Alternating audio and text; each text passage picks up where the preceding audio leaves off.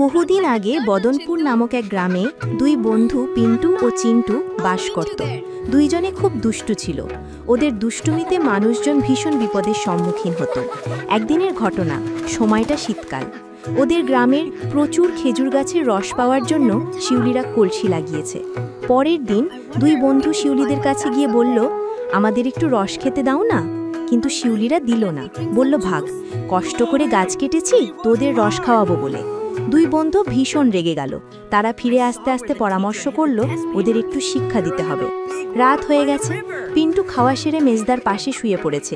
মেজদা ঘুমে কাদা। হঠাৎ বাইরে হাততালির শব্দ শোনা গেল। পিন্টু বুঝল চিন্টু এসে গেছে। সে ধীরে ধীরে উঠে বাইরে চলে গেল। এরপর দুই বন্ধু মিলে গ্রামের সমস্ত গাছ থেকে রসের কলসি নামিয়ে রস খেলো, আর শেষে কলসিগুলো রায়েদের পুকুরে ডুবিয়ে দিল। এরপর যে যার বাড়ি ফিরে এলো। সকাল হলো, শিউলিরা কলসি নামাতে এসে একটাও কলসি দেখতে না পেয়ে কপাল চাপড়াতে লাগলো। তারা বুঝলো এটা কাদের কাজ। তারা ছুটে পিন্টুদের বাড়ি গিয়ে তার বাবা কাশীবাবুর কাছে সব বলল। কাশীবাবু ছেড়ে পিন্টুকে জিজ্ঞাসা করলো, ওদের কলসিগুলো পাওয়া যাচ্ছে না, এটা কি তোদের কাজ?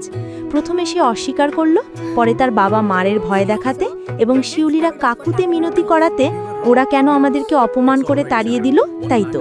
শিউলিরা বলল, আমাদের খুব ভুল হয়ে গেছে বাবা, এইবার থেকে যখন যাবে তোমাদের রস খাওয়াবো। তখন পিন্টু আর চিন্টু তাদের সব কলসি রায়দের পুকুর থেকে তুলে দেয়।